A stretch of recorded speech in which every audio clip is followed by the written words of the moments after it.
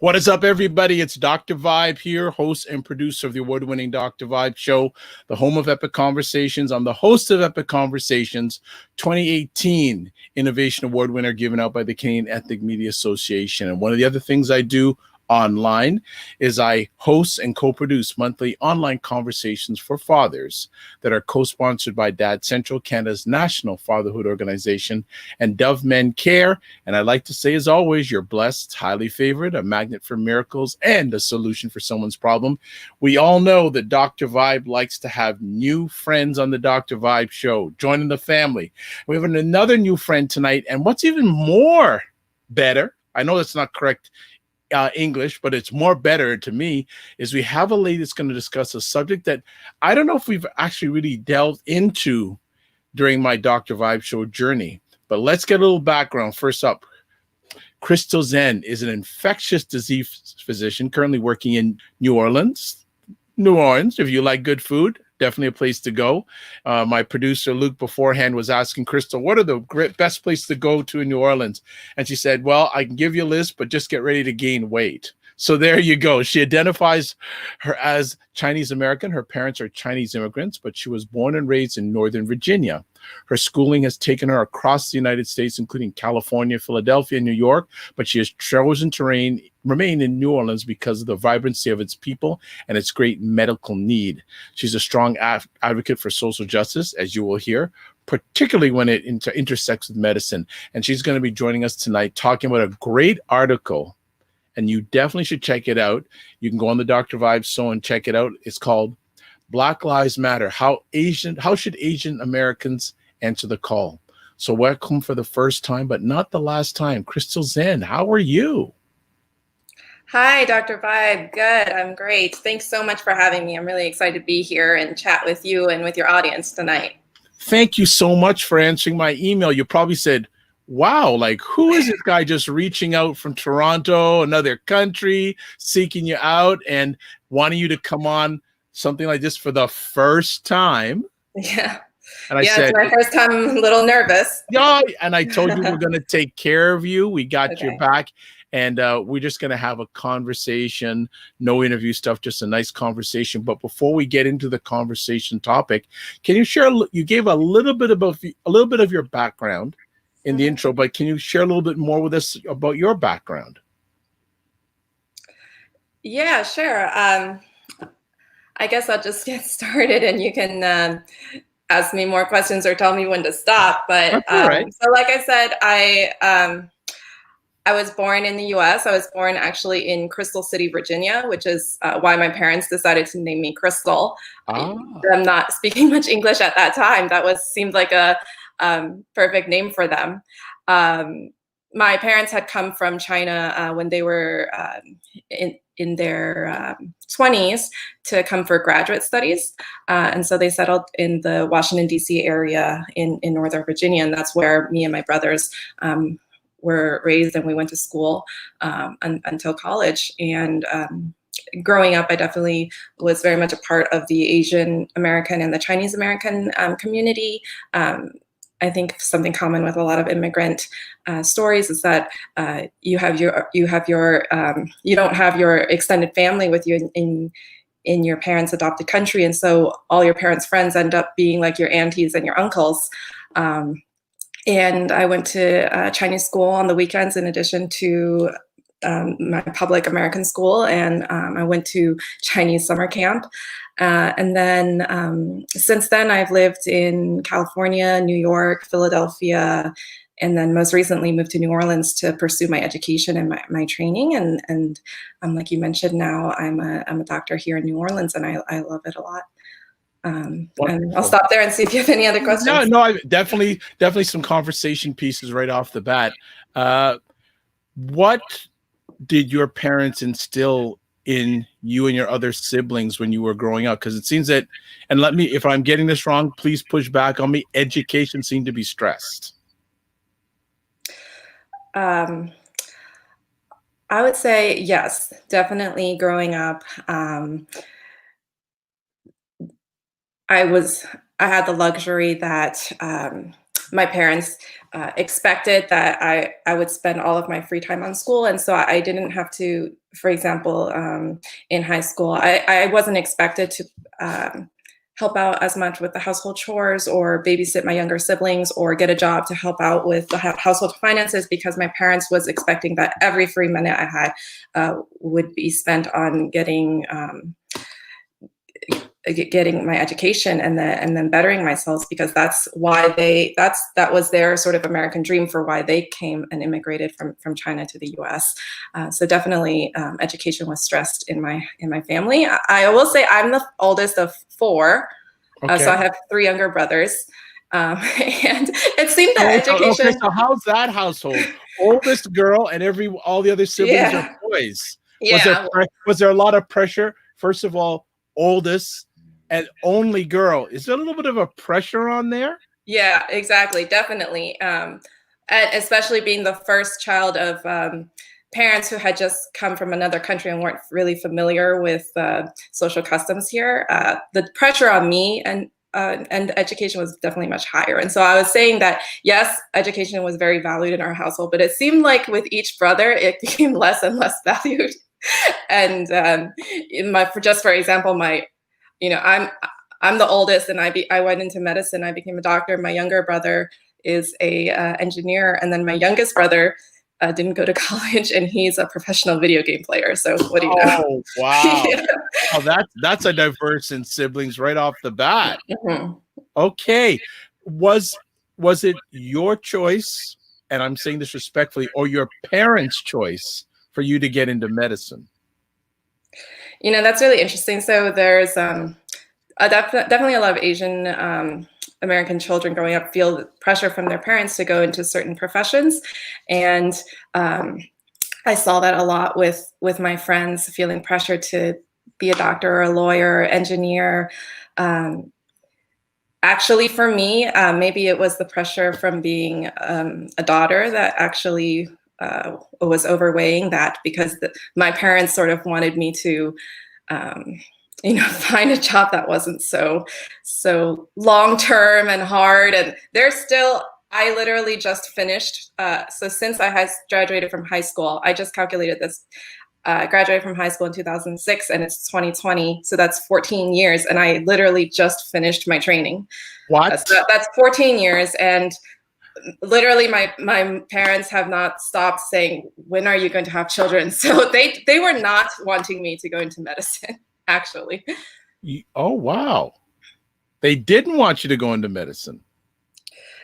Yeah, I think, there's different cultural influences there. There's one is that they want you to be successful professionally and educationally. And the other is the family values. And just traditionally, I would be expected to get married and have children and bear grandchildren. Mm-hmm. So that was something that I kind of went against their wishes there. Well, so going to medical school, and congratulations for finally finishing. Thank you. Were there any moments that you said, you know what, I can't go on? That's a really interesting question. I'll tell you about the hardest moment, sure. Because medical school, I guess it's sort of like once you go down that path, you just expect it to take a long time. And year by year, you gain a little bit more knowledge and maybe a little bit more responsibility. So in college, you're expected to learn all your basics, like your biology, your pre-medical requirements, your physics, chemistry. And then in the first 2 years of medical school, those are traditionally your lectures. So you learn about anatomy, physiology, pharmacology. And then your last 2 years of medical school is when you're actually working in the hospital, working with patients. And those are more your practical training years. And so the jump between the first half and the second half of medical school, that was the biggest transition for me, because it was just a completely different style of learning and of daily routine. Okay. So I would say there were some times when that would be the time, when it was the time when I'd been academically successful up through then, like high school, college, getting good grades. And then suddenly it's like, wow, I don't know what I'm doing. I don't know how to succeed in this environment. Right. It says in your bio that you're a social activist. Did that become part of your journey while you were studying, or when did that become part of your drive? Yeah, that actually was before, and my decision to go into medicine is kind of tied into that. So when I was in high school, I was just focused with just whatever high schoolers are usually obsessed with, like boys and getting into college. And I didn't really think about what I was going to do with my life. And when I was a freshman in college, I actually met some upperclassmen who really inspired me with their activism. So I was paired with this organization called Asian American Big Sips, and my Big Sips happened to be involved with a campaign to make our campus sweat free, which meant we wanted our university to not print and sell university apparel in their bookstores that were made under inhumane conditions. Yep. And so this group of students had formed this activism organization to negotiate with the university. And I was watching them progress throughout the year, and it got to the point where the civil discussions with the administration were not moving forward. And so they made this decision that they needed to take more drastic action. And so I joined them at that point because I realized that this was a group of students who actually had a goal that was outside of themselves, that was beyond just trying to get a good GPA. They actually cared about the world. And so we, as an organization, decided that we had to take the step to perform civil disobedience. And we organized a protest sit-in in the university president's office. So we walked in there and asked to speak with him, and we refused to leave until we would be able to speak with him. But what happened was we sat there all day, and finally the university was closing. And when they closed, they called the police and arrested us all for trespassing. Whoa. So let me ask you a question, Crystal. Okay. What was your parents' reaction when they found out you had been arrested? Well, I did tell my mom before that because we had to be prepared for that possibility. We knew it was a very real possibility, and I needed to make sure, I don't know, if I needed bail money, that she'd support me. So I called her, and her response is something that I think maybe a lot of Asian immigrant parents might respond if their daughter said that to them. She actually said to me, like, are you sure you want to do this? Because if you get arrested, this will go on your record and you'll be labeled forever as a troublemaker, and nobody will want to hire you. And all universities will see this as a black pockmark on your record. So that does illustrate what a lot of, I think, Asians and Asian Americans do think when it comes to activism. And there's this general stereotype that Asian Americans they're kind of quiet and they don't like to rock the boat. And that was the response that my mom gave me. On the other hand, though, to contrast with that, here were these upperclassmen Asian American students that I had met through the Big Sips program. And the reason that the Asian American Student Organization was taking the lead on this issue was because a lot of those factories where the apparel was being produced was in Asia. And so that was the first time that I had seen Asian Americans being so vocal and active. And so there are definitely Asian Americans that are, all different opinions and personalities. Okay. No, that's great.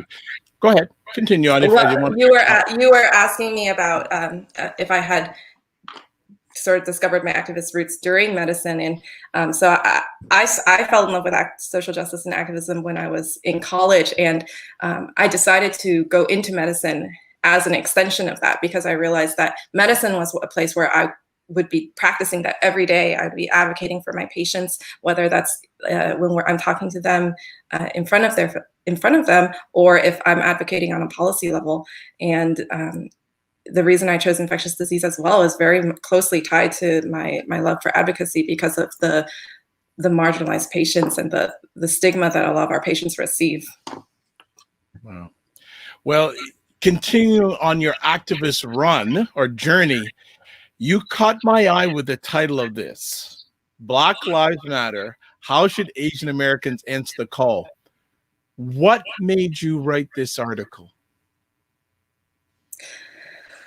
So after George Floyd's death, like in a lot of the rest of the U.S. and around the world, New Orleans had a lot of protests, and I had gone with one of my friends, and this particular one was in Jackson Square, and it was sort of at the end of the week after a whole week of protests. So it was this culmination, and it was taking place in this very iconic square in the French Quarter of New Orleans. And it was a very charged, you could feel the energy there, the gravitas. And what I realized, I was listening to the speakers, and I was on the same page. I agreed with what they were saying about structural racism and police brutality. But something that made me confused was that it seemed like they were speaking directly to white people, because they would say things like, white people, it's time to listen up. White people, you need to acknowledge your privileges and acknowledge your biases. And I was like, yeah, I can get on board with that, but are you talking to me? Because I'm not a white person, and so what am I supposed to do if I'm not white? And as I was listening to them talk, there was this one moment that it made that decision, that question, very tangibly clear to me. Someone started throwing rocks at the speaker, and then the atmosphere became very tense, and the speaker said, okay, all white allies to the front. And so suddenly everyone started shifting positions and trading spaces. And I saw this mass movement of white people towards the stage. And I was like, well, what am I supposed to do? Like, do you want me to also be an ally here? And I thought, okay, let me look around to see what other non-white people are doing. And really, there were only a handful of other Asian Americans, and we were all just seemed like we were all wondering the same thing. So that really got me thinking. I went home that night and I started doing some research. And the first thing when I typed in Asian American and Black Lives Matter is I read about Total. So Total was one of the 4 police officers who was there that night, and he was Derek Chauvin's partner. And I decided that I decided I was going to watch the video of George Floyd's death, because even though I knew that it was going to be very disturbing to me, I really wanted to see it for myself, like see an Asian American's involvement in it for myself. So I did, and at first you see Total sort of standing on the side, watching Floyd and watching Derek Chauvin, and then later there are bystanders that start to intervene and try to intervene. And Tao literally stands in between the two parties and uses his own body to block them from stepping in. And, there's this number that is very infamous now. It's 8 minutes and 46 seconds, the amount of time that Derek Chauvin had kneeled on George Floyd's neck. And what I was also just as upset about was that for 8 minutes and 46 seconds, there was Tao on the side, just doing nothing, watching, encouraging, and also actively preventing people from stopping this. so that reaction was such a visceral one for me. I was so ashamed, and it made me think of a lot of experiences that I had growing up, because this isn't just one bad apple. It Even though it was just a few minutes that Tao was doing that, actually I realized that for decades Asian American culture has been harming Black lives. And so I started to reflect on the ways. And one thing I do want to make clear before I move on, though, is that I'm speaking for myself as an individual. I'm not here, I don't represent the voices of all Asian Americans. And I can tell you that even though there are a lot of Asian Americans who agree with me, that there are definitely a lot who disagree with me. And that has been made even more clear after I wrote this opinion piece. And also that the criticisms that I'm making, they're not going to apply to the same degree to everyone in the Asian American community. But I'm just going to speak from my experiences, the things that I've heard or that I've experienced personally. And yeah. I received that, and thank you so much for sharing and watching that video. Before we go on, I just want to shout out one of the great supporters of the Dr. Vibe show, Dr. Tachi, who hosts the live stream of of media, tech, and pop culture. It's called Mediascope. It's on 5 p.m. on Wednesdays Eastern Time via IG Live, and then starts again up at 6 o'clock, the full conversation on LinkedIn, Periscope, Facebook Live, WJMS Radio.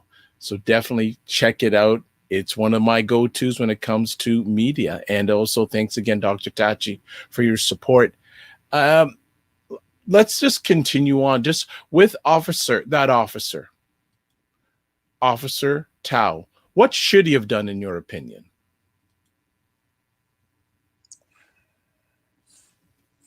Wow, that is such a tough question, especially with his, in his identity. It's not just that he's an Asian American, and there's also the fact that he's a police officer, and that comes with a set of training and biases instilled in you.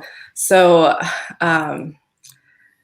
what should he have done, I think, is to recognize that his partner, a white person, was causing harm on a Black person, and abusing his power both as a police officer and as a white person, and to have stepped in and intervened, pulled his partner off. And I think that's what I would imagine he is the right thing for him to do. I guess if I were to, when I see him, I see reflected in him other people in the Asian American community, and also I see reflected in him myself. So what I mean by that is that growing up, I heard a lot of anti-Black racist things being said by members of the Asian American community.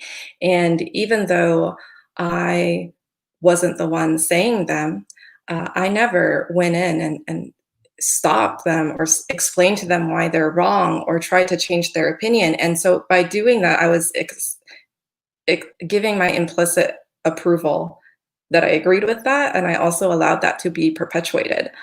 And if we think about all the times that something like that has happened, that is how a culture gets created and passed on. And so Tao, or in my op-ed, I also mentioned Latasha Harlins, who was killed by a Korean store owner, and Peter Liang, who was a NYPD officer who shot and killed Akai Gurley, a Black person.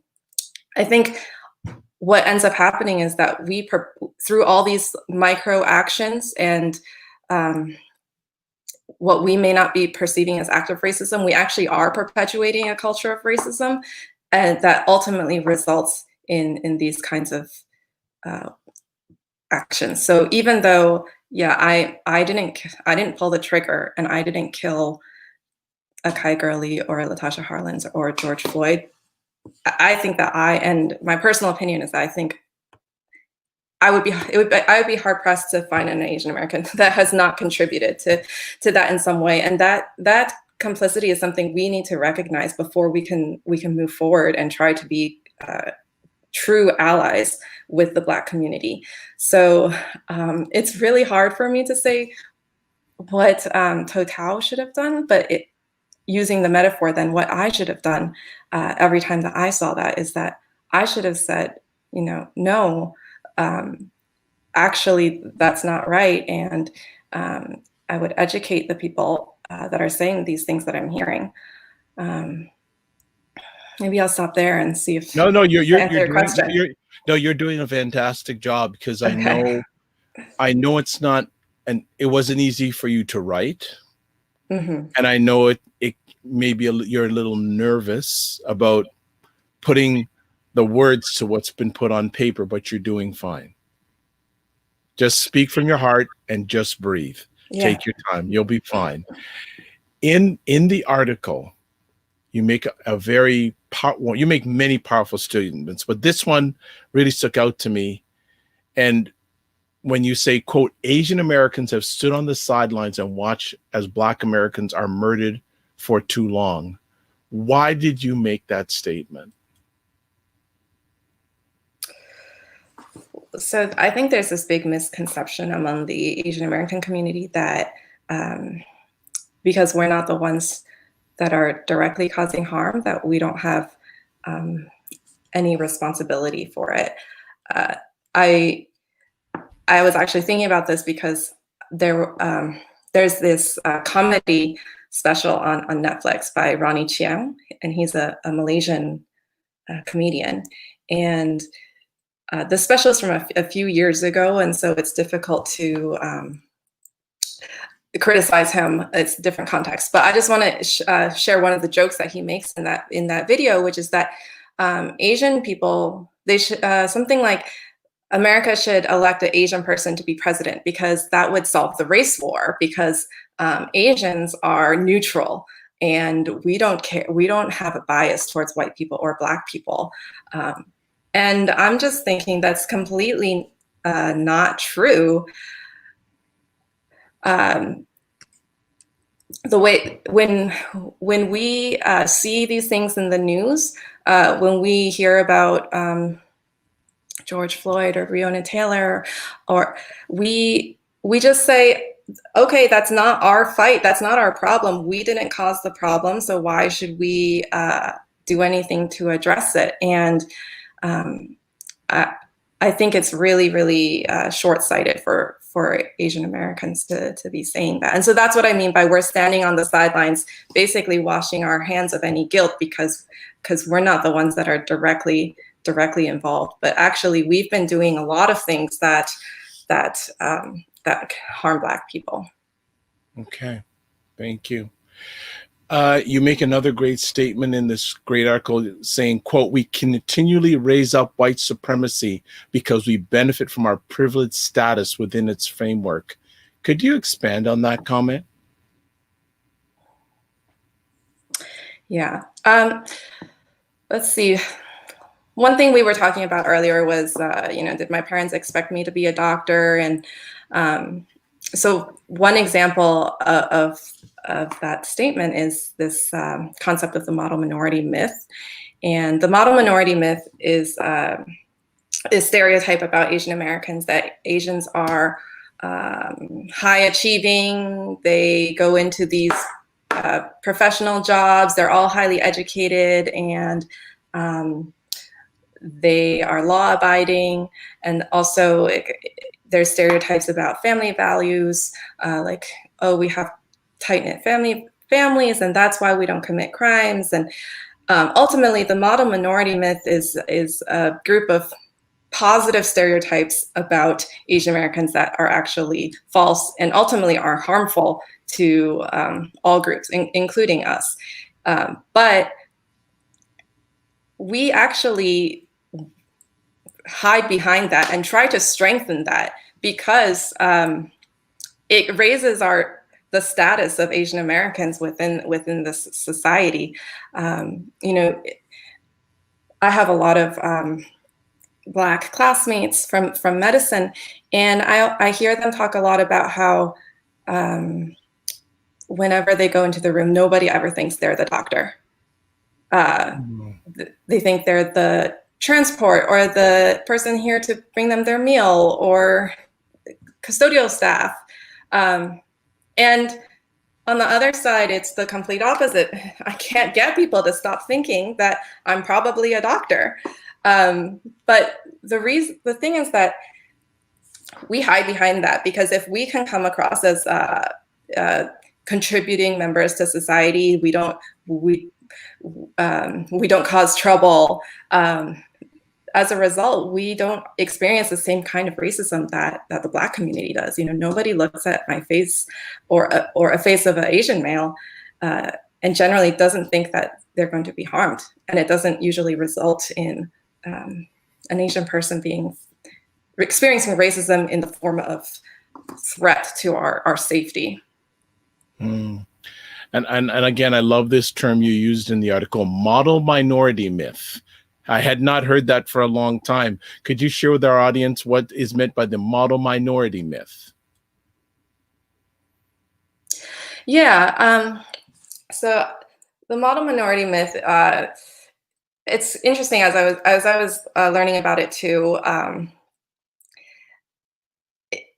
Asian Americans have this kind of complex history in the US because a lot of the earlier generations of Asian immigrants were brought over as, you know, indentured servants working on the railroads, and they were laboring class, low socioeconomic status, low education. And for decades in America, Asians were thought of as diseased. And, you know, I still get jokes said to me about, like, I must eat rats and bats and carry and be really dirty. And then you might recall in learning about things like the Chinese Exclusion Act, which were all coming from those racist ideas. And then the Asian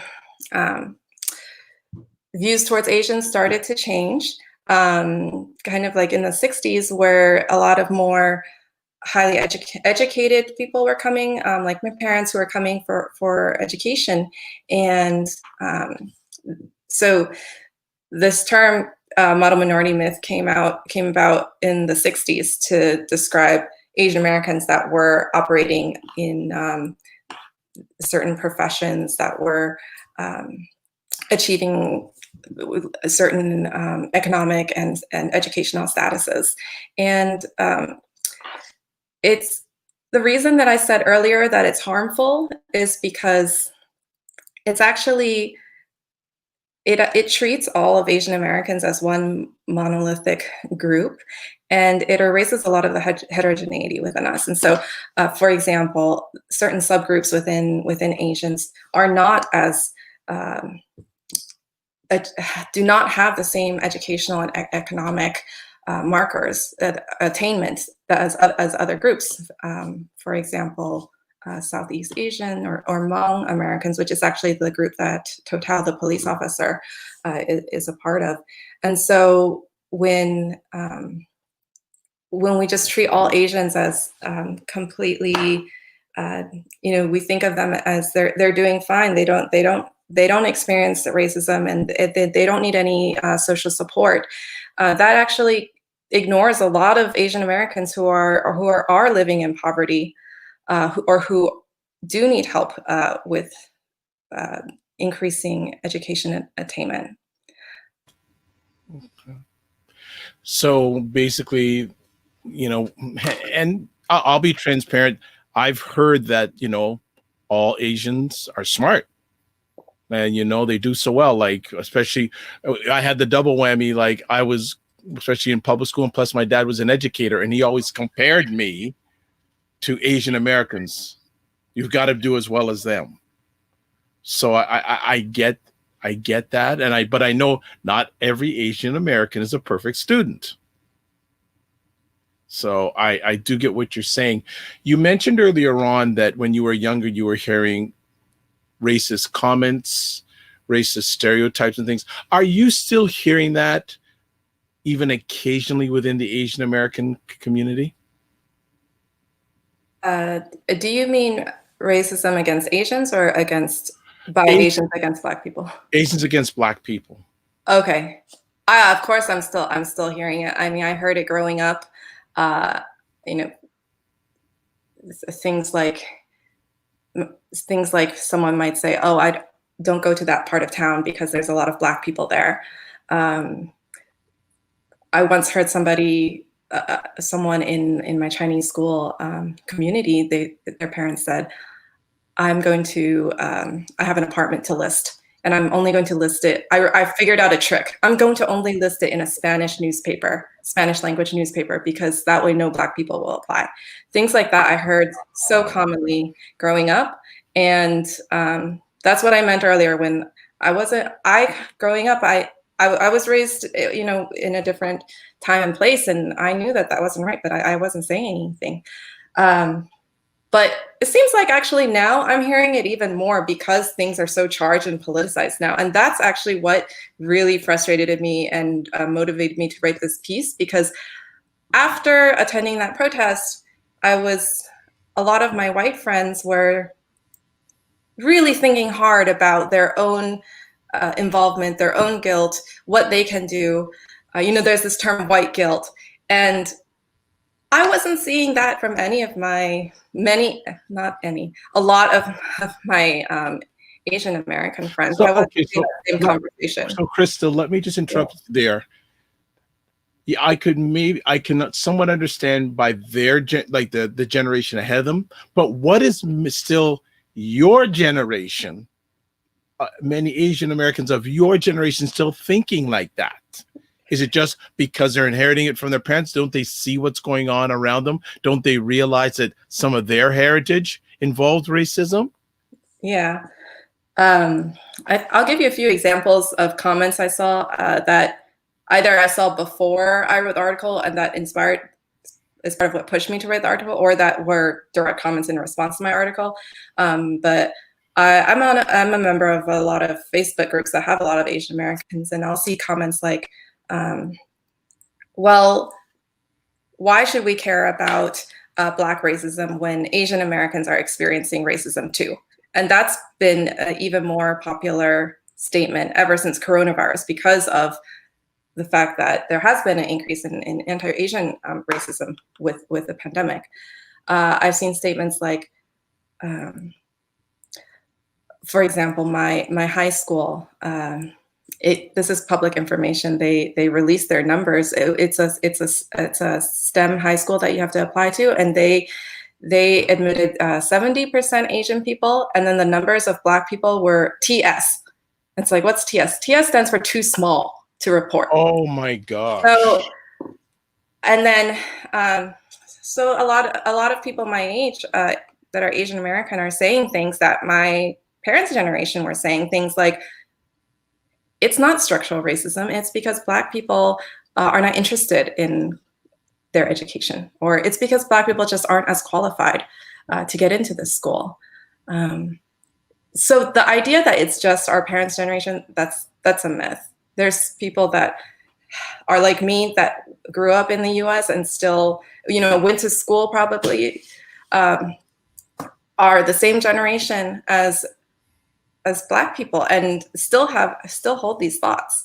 And as to why they do, I do think that a lot of it is passed down cultural values, those ideas we've internalized, that we're Asian and we work hard and we're smart, so we deserve all these achievements that we've gotten, and we just work harder than Black people. I do think that it's passed down through the generations, and because I didn't say anything. And I agree, Crystal, what you're saying, it's passed on, but don't your generation even think that may be maybe even a little bit wrong? Well, like I said earlier, there are a lot of people who think it's wrong. I mean, myself, and Even as I was preparing to write my article, I was wondering, should I even write this article? Because there's actually a lot already written out there by Asian American voices who are making the same argument as I am. So it's definitely not everybody, but there is a significant number of people who have all sorts of opinions. But I think maybe one silver lining, you know, I got this one response. Someone emailed me and said that he was so glad to read my article because he is Asian American, and reading the article made him realize that his cultural upbringing did have a lot of anti-Black racism impregnated into it that he just let slide or made excuses for. And at the time, he thought that that was an appropriate response. But he realized, because of my op-ed, he realized that how what he thought was just passive was actively harmful, and how now he's been inspired to take a more active stance in terms of inspecting his own background and actively rejecting racism, and also reaching out to other people in the Asian American community to talk about these issues. And when I received that response, I just felt like if I made at least one person think that, then all of the criticism that I've received from writing this article was worth it, because at least there was one person that was open-minded enough to consider it, and that person might be passing that forward to other people as well. Great. Just some quick comments I'm just going to pull off here from online. Dr. Tachi saying you are doing a great job. What else I'm going to pull out here? There's some there.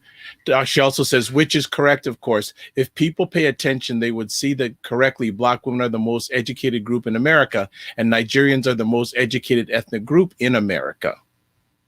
All right. Yes, I've actually heard that statistic before too.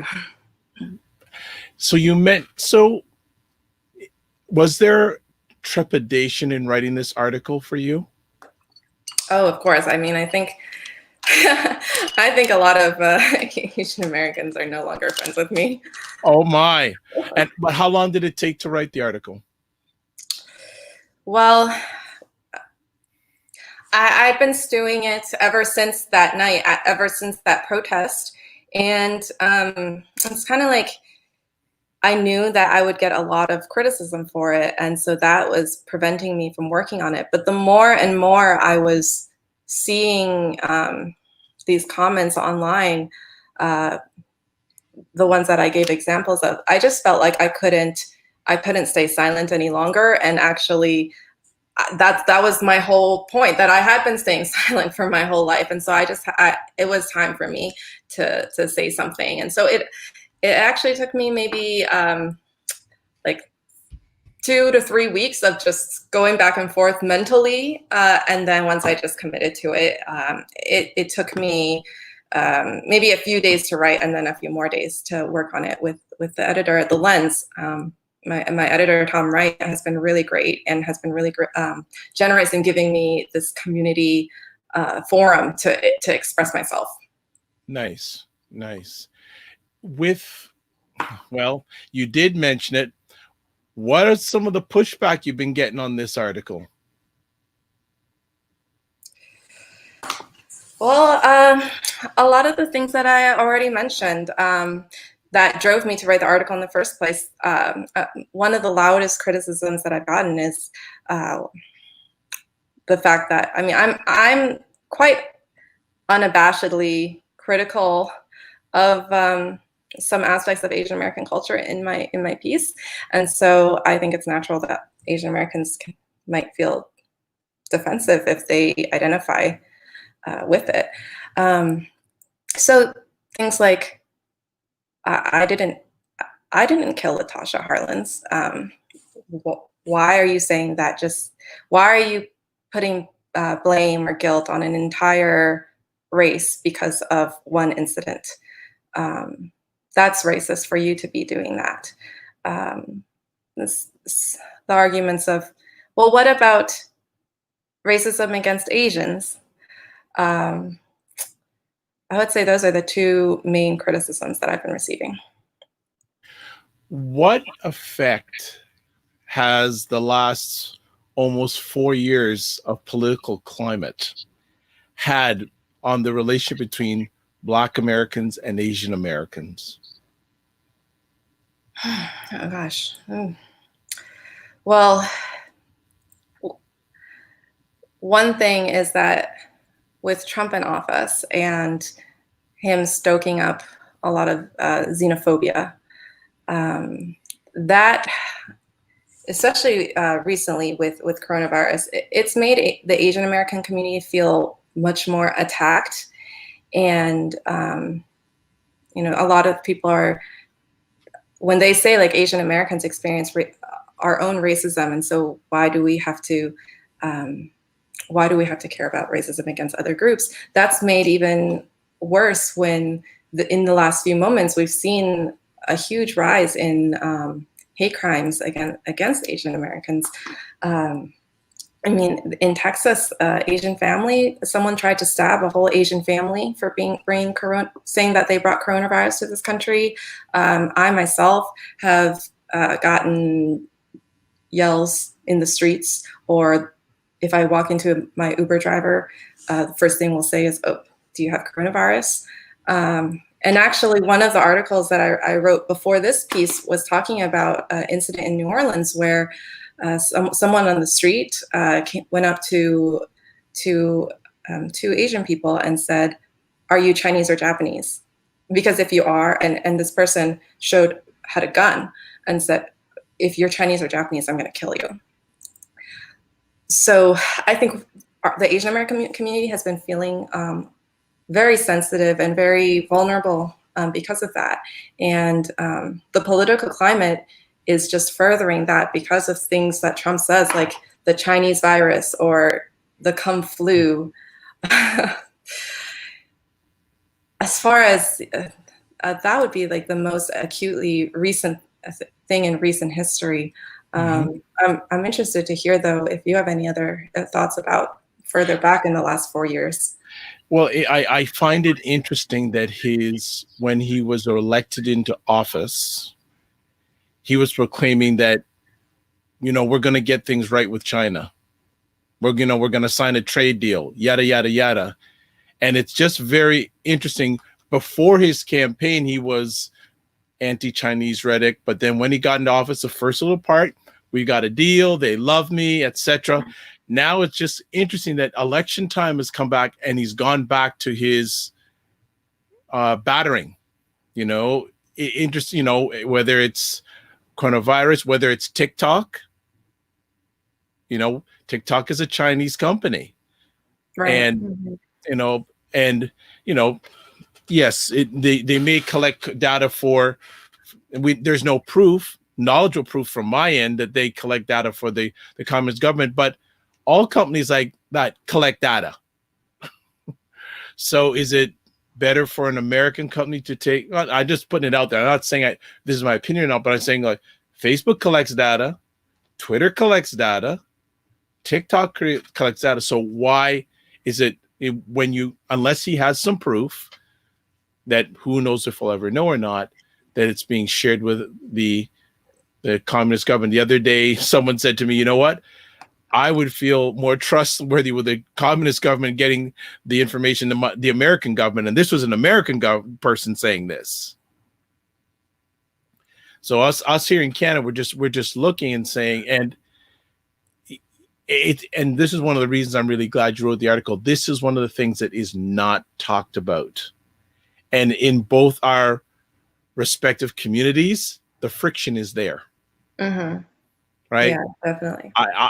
I will say that I have heard things that I don't think are correct said about Asians from Blacks. Now, let's just call it, and same vice versa. Yeah. So it's not a pretty thing, and it's been going on for years. And I guess in the political climate that we're in now, it's just getting amplified. Right.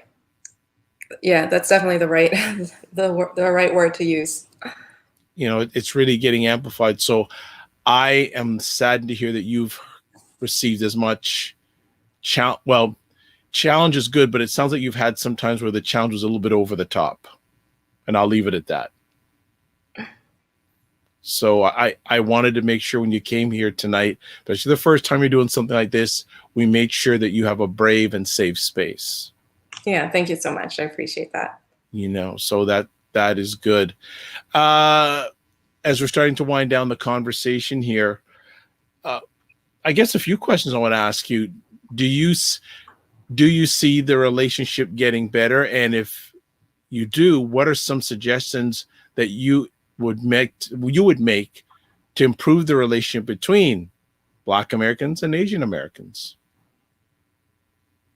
Yeah, I do think it's getting better. I think that the conversation is at least starting, and that's actually something that I kept telling myself I didn't want to misrepresent that I didn't get any supportive feedback or people that were agreeing with me. It's just often the critical voices can drown out and be so much louder. But one of the things I kept telling myself was that, okay, even though it's a critical voice, at least somebody's reading what I said, what I wrote, and that I was heard. And that conversations are starting. I mentioned earlier that there actually are a lot of Asian American organizations and movements in support of Black Lives Matter. The Movement for Black Lives held a call that was attended by thousands of people. That was a joint call with leaders from both communities about how Asian Americans can be better allies. There's this great movement where Asian Americans, mostly from a younger generation, have volunteered to translate these open letters directed to their parents into different Asian languages so that we get rid of that language barrier as a reason to not have these conversations and talk about, start to have real meaningful conversations just like this one. So I do think that things are getting better and that we're moving in the right direction and that there's hope. As far as what I would advise Asian Americans to move forward from here and keep on doing, I think is to start out like I did by just educating yourself on these issues and to introspect on how has anti-Black racism been a part of your cultural upbringing, and what can you do to start to reject that? Right. I would also like to add something and get your feedback on it. I think if Asian Americans could spend some time hearing stories of some of the experiences that Blacks have gone through, and what's actually interesting, I think in those conversations, they would find some similarities and commonalities. And the more that you have in common with someone, the better there is a chance for allyship and understanding and moving forward as a people. Would you agree? Oh, absolutely. And that's one thing I've been asking Asian Americans to channel the racism and the hurt that we've been feeling during the coronavirus pandemic, and to channel that to try to empathize with the Black community. What do you think it's going to take? I think what it's going to take is that we keep having 100 more conversations like this one, where people talk to people from different perspectives, and maybe not be afraid to walk on eggshells, and not be afraid to be judged, and to make it a safe space like you've made for me tonight. Yeah, because Dr. Tachi has there, and I don't know if it's to ourselves or maybe it's someone she's communicating back and forth with on YouTube. What answer do you have to enlarge these conversations? And I think you and I have just answered that question by what we just shared.